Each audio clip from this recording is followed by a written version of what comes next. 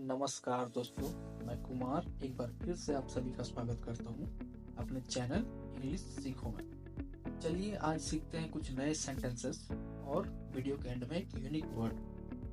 Friends, मैं unique word इसलिए कहता हूँ क्योंकि जो वर्ड्स मैं आपके लिए फाइंड आउट करता हूँ वो सच में यूनिक ही होते हैं, जो आपकी इंग्लिश लर्निंग में चार चांद लगा देंगे। तो चलिए बिना देरी किए चलते हैं अपने पहले सेंटेंस की तरफ। आज का हमारा पहला जो सेंटेंस है वह यह है, वह मेरी बात एक कान से सुनकर दूसरे कान से निकाल देती है। वह मेरी बात एक कान से सुनकर दूसरे कान से निकाल देती है। दोस्तों, हम सभी ऐसे वाक्यों का प्रयोग अपने आम जिंदगी में करते हैं, पर जब बात इसको अंग्रेजी में करने की हो या फिर अंग्रेजी में ट्रांसलेट करने की हो तो हमें समझ ही नहीं आता कि इसको हम ट्रांसलेट करें तो करें कैसे। तो दोस्तों, आप इसे अंग्रेजी में इस तरह से बोलिए, Whatever I tell her goes in one ear and out the other. Whatever I tell her goes in one ear and out the other. आइए चलते हैं अपने दूसरे सेंटेंस की तरफ। हमारा आज का दूसरा सेंटेंस है, मुझे ऐसा लगता है कि सबको अंग्रेजी सीखनी चाहिए। या फिर आप इस तरह से भी कहते हैं, कम से कम मुझे तो ऐसा लगता है कि सबको अंग्रेजी सीखनी ही चाहिए। जब इस तरह का वाक्य बोलते हैं इसको आप अंग्रेजी में इस तरह से कहिए, I for one feel that everybody should learn English. फिर से मैं एक बार रिपीट कर रहा हूँ, I for one feel that everybody should learn English. इसको एक और एग्जांपल से समझते हैं, मुझे ऐसा लगता है कि भ्रष्टाचार या भ्रष्टाचारी नेताओं को सजा होनी चाहिए। I for one feel that corrupted politicians should be punished। दोस्तों, आज का हमारा तीसरा सेंटेंस है, काश आप भी हमारे साथ शामिल होते।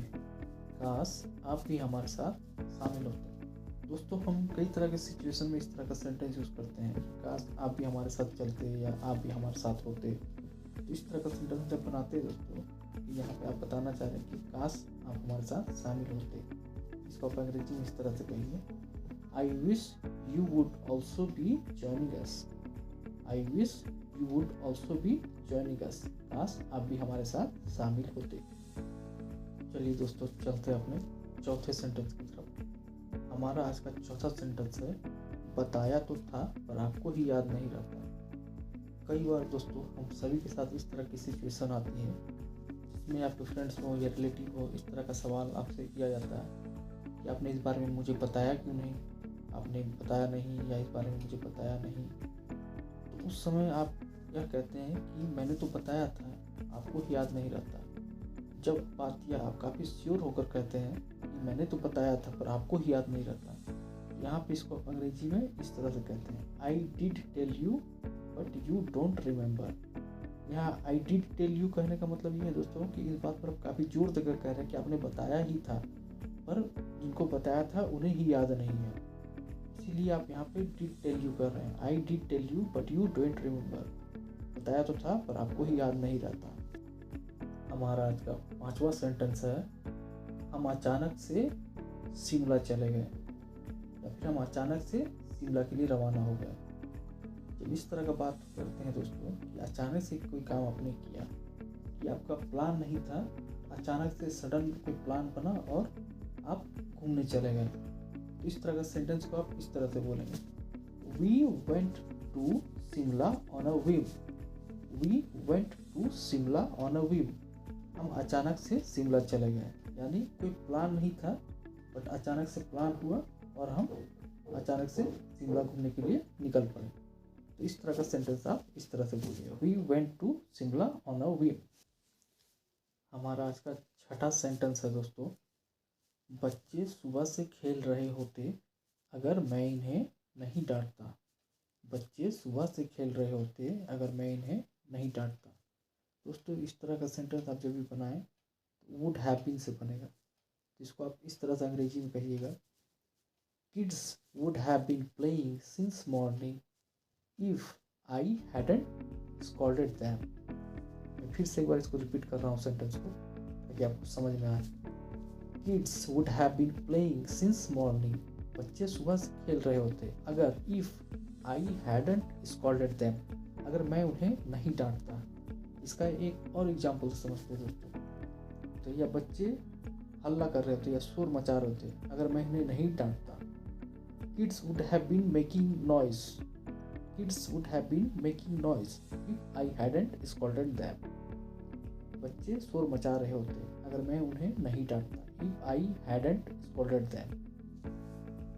हमारा 7वां सेंटेंस है दोस्तों, मुझे समझ नहीं आता क्यों लोग इतना महंगा फ़ोन खरीदते हैं। मुझे समझ नहीं आता क्यों लोग इतना महंगा फ़ोन खरीदते हैं। इसको आप सिंपल तरीके से ही बना सकते हैं दोस्तों, बट ये जो तरीका मैं बता रहा हूँ सेंटेंस, इससे आपका इंग्लिश इंप्रेशन थोड़ा सा बढ़ जाएगा। इसको आप अंग्रेजी में इस तरह से बोलिए, I can't wrap my head around why people buy such expensive mobiles. फिर से रिपीट कर दे रहा हूँ, मुझे समझ नहीं आता, I can't wrap my head around why people buy such expensive mobiles. मुझे समझ नहीं आता क्यों लोग इतना महंगा फ़ोन खरीदते हैं। या इस तरह का और भी सेंटेंस आप बना सकते हैं, मुझे समझ नहीं आता कि लोग इतना महंगा परफ्यूम क्यों खरीदते हैं। तो जैसा भी आपको इच्छा हो या फिर जिस तरह का सेंटेंस आप बनाना चाहें, इस तरीके से आप बना सकते हैं। चलिए दोस्तों, बढ़ते हैं अपने 8वें सेंटेंस की तरफ। हमारा आज का 8वां जो सेंटेंस है दोस्तों, वो एक तरह का इडियम है, मुहावरा है। हम इस तरह का मुहावरा अक्सर अपनी लाइफ में यूज़ करते हैं। वह मुहावरा यह है दोस्तों, हवा में महल मत बनाओ, या फिर कई बार हम इस तरह से भी कहते हैं, ख्याली पुलाव मत पकाओ। तो दोस्तों इस तरह का इडियम को आप अंग्रेजी में इस तरह से कहिए, don't build Castle's in the air, don't build Castle's in the air, हवा में महल मत बनाओ। आज का हमारा 9वां सेंटेंस है दोस्तों, मिलजुल कर समस्या का समाधान कर लो। कई बार हम इस तरह का सेंटेंस यूज़ करते हैं दोस्तों कि आपस में मिलजुल कर आप सभी समस्या का समाधान कर लीजिए। तो दोस्तों इस तरह का सेंटेंस आप इस तरह से कहिए, resolve the problem amicably, resolve the problem amicably, मिलजुल कर समस्या का समाधान कर लीजिए या मिलजुल कर समस्या का समाधान कर लो। चलिए दोस्तों, अब बारी है हमारे 10वें और आखिरी सेंटेंस की, जो कि यह है, कोई चारा ही नहीं था। कई सिचुएशंस में दोस्तों हम इस तरह का सेंटेंस यूज़ करते हैं कि मेरे पास कोई चारा ही नहीं बचा था, या मेरे पास कोई चारा ही नहीं था और कोई रास्ता ही नहीं था। तो इस तरह का सेंटेंस जब आप बोलते हैं तो उसको अंग्रेजी में किस तरह से बोला जाए। तो इसको अंग्रेजी में इस तरह से कहिए दोस्तों, कोई चारा ही नहीं था, there wasn't a way out, there wasn't a way out, कोई चारा ही नहीं था। चलिए दोस्तों, समय आ गया अब हमारे यूनिक वर्ड का। हमारा आज का यूनिक वर्ड है साइनोश्योर, साइनोश्योर। दोस्तों साइनोश्योर का यहाँ 2 मतलब होता है। एक मतलब होता है आकर्षण बिंदु और दूसरा मतलब होता है समथिंग दैट प्रोवाइड्स गाइडेंस। जैसा कि मैंने बताया दोस्तों, साइनोश्योर का 2 मतलब होता है।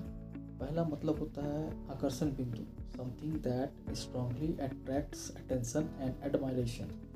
अब दूसरा इसका मीनिंग जो मैंने बताया दोस्तों, समथिंग दैट प्रोवाइड्स गाइडेंस। दोनों का एक एग्जाम्पल मैं बताता हूँ। तो पहला एग्जाम्पल है दोस्तों, she was the cynosure for all the eyes at the party, यानी वह उस दिन पार्टी में सभी के आंखों के लिए आकर्षण का केंद्र बनी हुई थी।